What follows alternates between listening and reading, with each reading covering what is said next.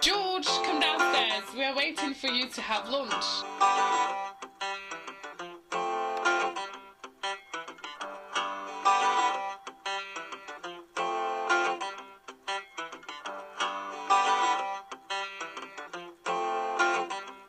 Well done, George. You just found a traffic light.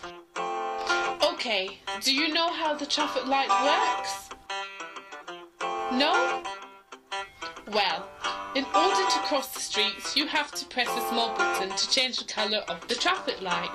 The cars pass because the car's light is green, so the people have to wait because the red character light is on.